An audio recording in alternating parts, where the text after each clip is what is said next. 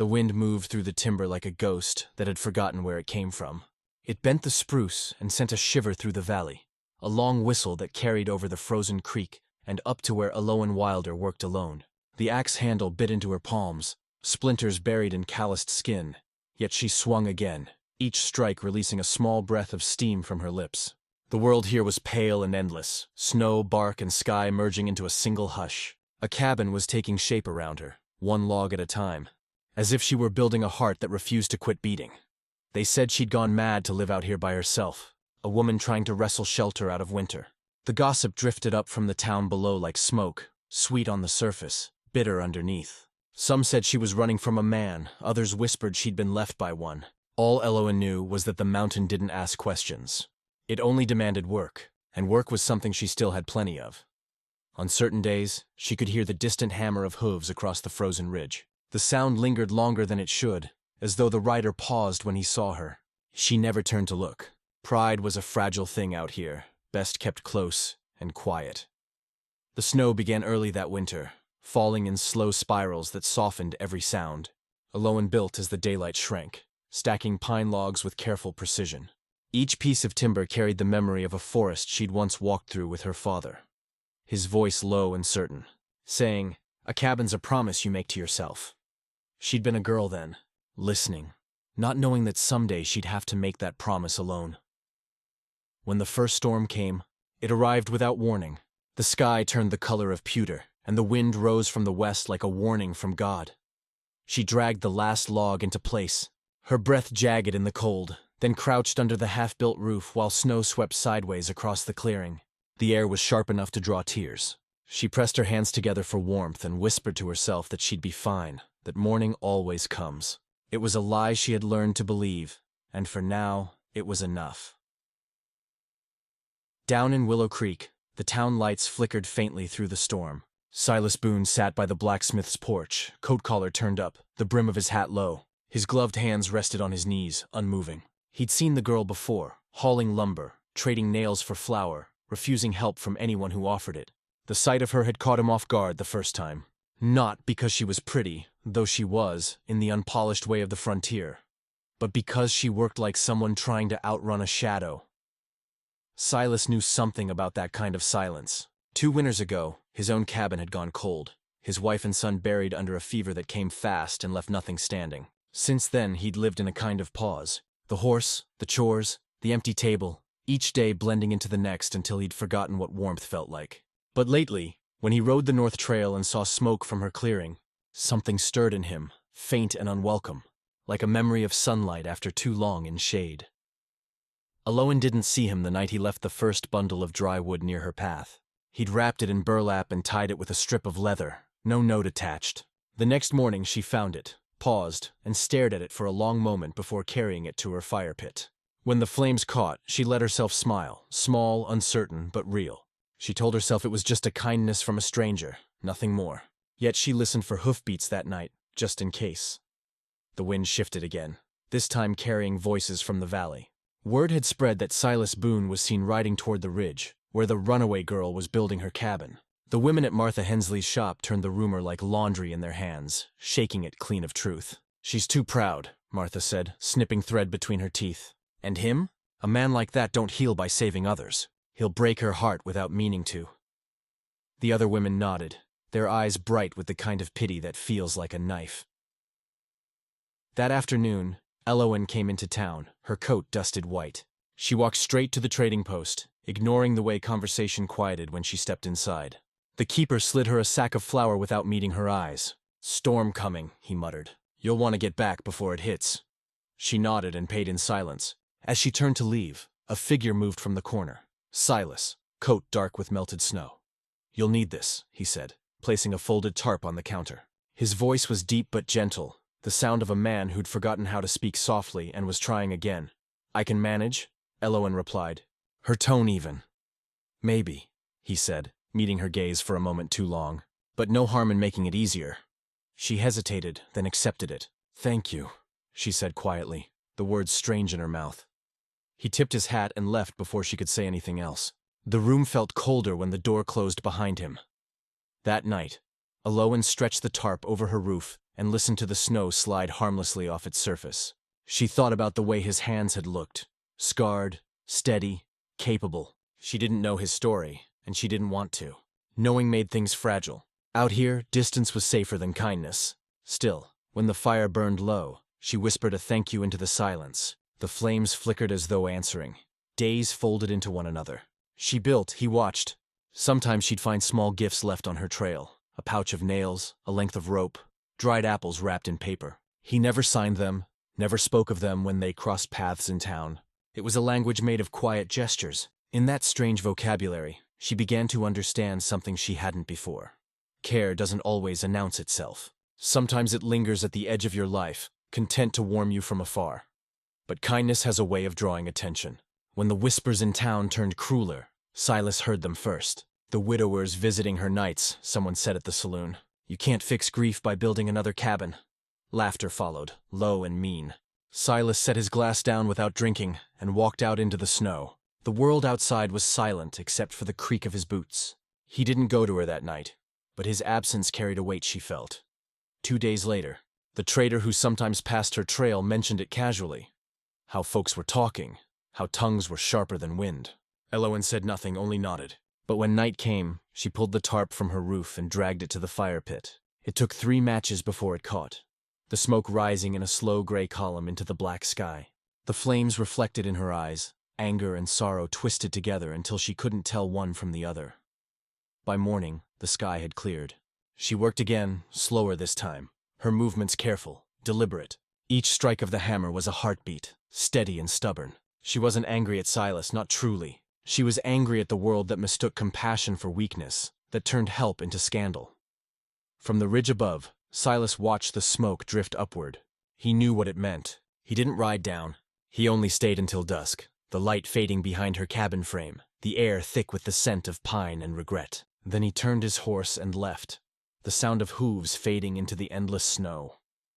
When night fell again, the valley held its breath. Elowen sat by her fire, the unfinished walls of her cabin catching shadows in their seams. For the first time since she'd come here, she allowed herself to cry, quietly, without shame. The tears froze against her cheeks, glittering like frost. She looked around at what she'd built so far, the half-made home, the scattered tools, and felt something strange rising beneath the sadness. It wasn't despair. It was defiance, small but alive, like a coal refusing to die out. She wiped her face, stood, and lifted another log. The wind had calmed. Somewhere out there, a lone horse whinnied before silence returned. Tomorrow, she told herself, she would keep building. The snow glowed faintly under the moonlight, her cabin casting a fragile shadow across the clearing. Each line of timber looked both unfinished and eternal, a promise still being written. Somewhere beyond the ridge, Silas Boone stopped his horse and looked back. Smoke rose from her chimney, thin, uncertain, but steady. He tipped his hat toward it, then rode on, his breath vanishing into the cold air like a prayer too proud to speak aloud. And though the night swallowed him whole, the faint light from her fire remained, flickering, persistent, refusing to go out. The blizzard came without warning, as if the sky had decided to bury every unspoken word beneath a shroud of white. By the time the first gust hit, the world beyond the ridge had vanished. Elowen woke to the groan of timbers, her roof trembling beneath the weight of the storm. Snow sifted through the gaps in thin silver lines, settling on her blanket like frost on a grave. She rose, pulling her coat tight, and pressed her shoulder against the wall as another gust struck. The cabin shuddered, protesting her defiance. She whispered to it the way one might whisper to a frightened child. Hold, just a little longer. Outside, the wind howled, tearing through the trees. Her fire sputtered. The roof sagged. One beam cracked like a rifle shot. She threw her weight against it, trying to brace it with her hands, her arms trembling under the strain. But nature doesn't negotiate. It only takes. When the beam finally collapsed, it dragged her down with it, a burst of pain shooting through her shoulder as snow poured in through the open wound of the ceiling. She lay there for a moment, gasping, the cold pressing against her like an animal sniffing for weakness. Down in Willow Creek, Silas Boone saddled his horse before dawn. The air was already thick with ice, the horizon erased. He'd heard the wind shifting north, heard the trees groaning. Sounds every rancher knew as warnings. He thought of the girl on the ridge, stubborn as the season itself, and for a long while he stood there in the barn doorway, torn between pride and fear. Then came the sound, faint, distant, a single gunshot echoing through the storm. One shot, then another. A call for help. He didn't wait to think. He mounted Ash and rode into the storm, the wind clawing at his coat, snow cutting his face like shards of glass. Visibility was near nothing. He followed instinct, not sight, leaning low, trusting the horse's memory more than his own. The world shrank to the sound of hooves and heartbeats. Somewhere ahead, through the white, he glimpsed a shadow, the broken outline of her cabin, half buried in snow. He dismounted, stumbled forward, and called her name, though he hadn't realized until then that he knew it. "Elowen!" A faint sound answered him, muffled beneath the drift. A voice, or maybe the wind. He tore at the snow with his hands, finding the edge of the fallen roof, the sharp smell of pine and cold earth. Then her face appeared, pale, dusted with frost, eyes open but unfocused. He pulled her free, dragging her toward the remnants of the hearth, his own breath ragged with effort. When he wrapped his coat around her shoulders, she flinched at first, then leaned into the warmth as though remembering what it felt like to be human. "Could have stayed away," she murmured through chattering teeth.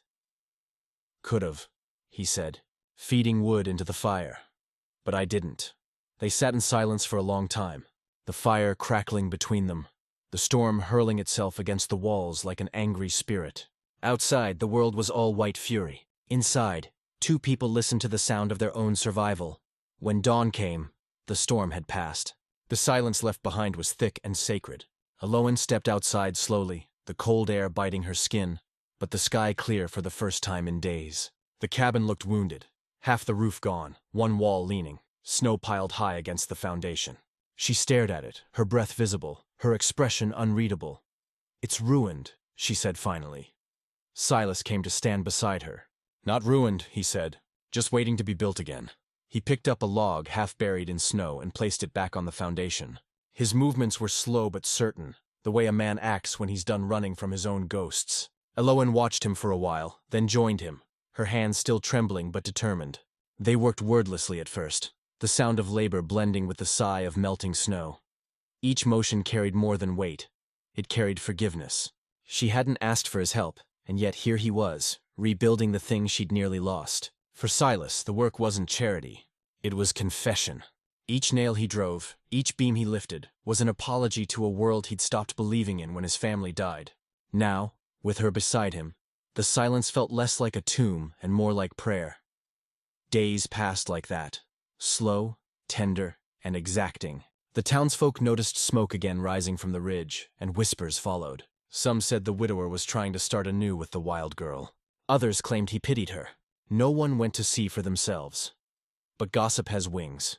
And one afternoon, Martha Hensley and a few others rode up the hill to find the truth. They arrived as the sun broke through a tangle of clouds, casting gold across the half-finished cabin. Elowen stood on the porch, hammer in hand, her hair windblown and her face smeared with ash. Silas was stacking wood near the doorway, sleeves rolled, quiet as ever. "Well, look at that," Martha said, her voice honey over rust.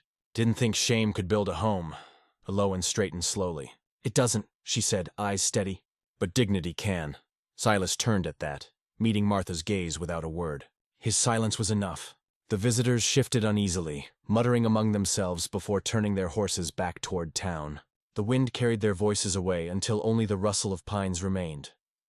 When the sound faded completely, Elowen looked at him. "They'll keep talking," she said. "They always do," he replied. She nodded, then handed him a hammer. "Then let's give them something worth talking about." By the time spring crept into the valley, the cabin stood whole again. It wasn't perfect, the seams uneven, the chimney leaning slightly, but it was sturdy, real, alive. Inside, the air smelled of cedar and smoke. A small rug lay before the hearth, woven from scraps of cloth she'd traded for. Silas carved a few shelves from spare wood, filling them with simple things. Candles, matches, a tin cup, a single book of psalms. He moved like a man remembering what home felt like, careful not to disturb the fragile peace that had settled between them. On the last morning before the thaw, Silas stood outside, saddling his horse.